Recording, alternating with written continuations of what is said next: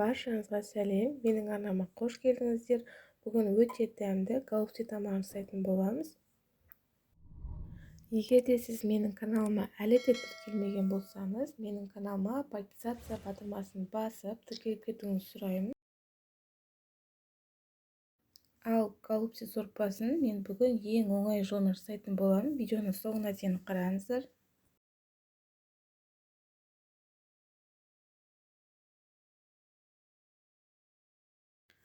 Мен көбінесе сорпа тамақтарды қуырып жасағаннан гөрі осылай қайнатпа сорпа ретінде жасағанды жақсы көремін. Ол үшін ең алдымен қазанымды отқа қойып, өзіме керекті мөлшердегі суымды құйып, салқын суымды құйып, осылай ет жуып алған етімді саламын да, етімді баяу отта қайнатып аламын. Қайнап болғаннан кейін бетіне шыққан көбігін алу керек. Ең алдымен отқа қазанымды қойып, өзіме керекті мөлшердегі салқын таза суымды құйып аламын да, алдын ала жуып туралған етімді, сүйегімді осылай суға бір қайнатып алатын боламын. Және де егер етіңіз тұздалмаған болса, бір шай қасық тұз салып жесеңіз болады.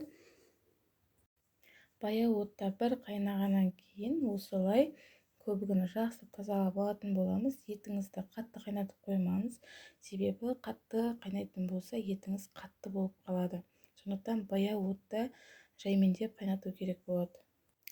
Енді гаупсилар дайындайтын боламыз. Ол үшін бізге 300 грамм ет тартқыштан өткізілген фарш керек болады. Және де жақсылап жуып тазартылған күріш қосатын боламыз.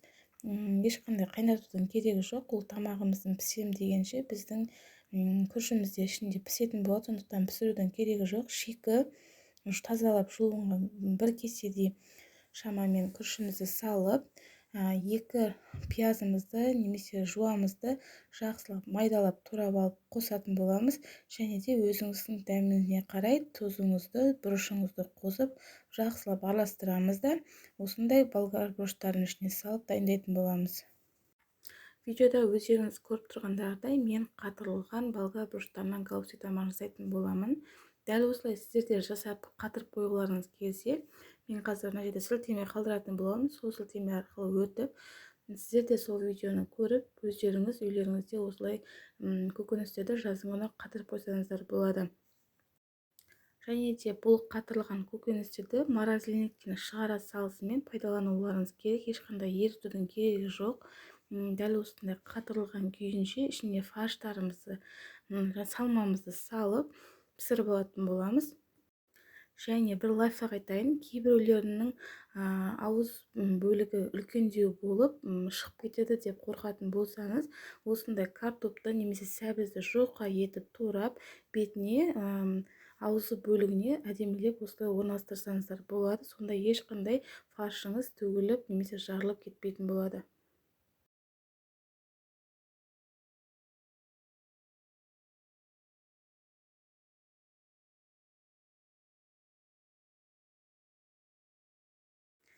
Енді қайнап тұрған сорпамызға дайын болған гаупсиларымызды салатын боламыз. Және де кішкене астын қосып, және оттың астын қосып бір қайнатып аламыз да, қайнағаннан кейін мұқиятты түрде баяу қоюымыз керек. Себебі қатты қайнап кететін болса, біздің гаупсиларымыз жарылып жыртылып кетуі мүмкін.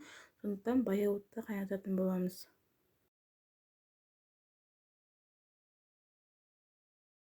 Гаупсиларымыз бір қайнап болғаннан кейін дәл осындай картопты, сәбізді, пиязды керекті мөлшерде ашып, жуып, турап салатын боламыз. Және де мен лавр жапырағын қостым. Және де сорпаға өздеріңіз қалауларыңыз бойынша өздеріңіз ұнататын кез келген дәмдеуіш түрін пайдалана берсеңіздер болады. Мен бірақ ешқандай дәмдеуіш түрін пайдаланған жоқпын.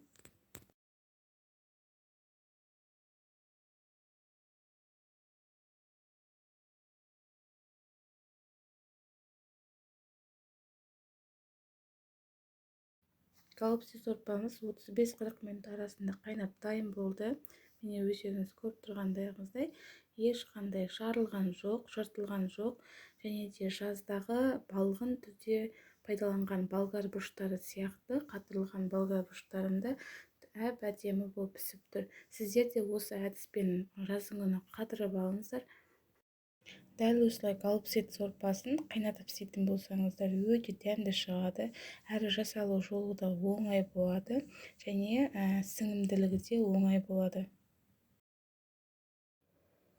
Қыстың күні де жасыл болгар бұрыштары бар шығар кез келген магазинде, бірақ сіз өзіңіз жазда қатырып қоятын болсаңыз, дәл осылай кез келген уақытта галпсет тамағын жасап жей бересіз және де ақшаңызды 2 есе немесе 3 есе үнемдейтін боласыз.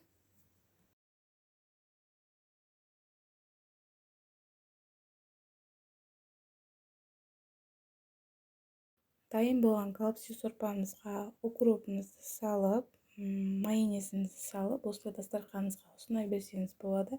Ас болсын, сіз де осы рецептпен жасап көріңіз және видео ұнаса лайк басып, комментарий жазуды ұмытпаңыз.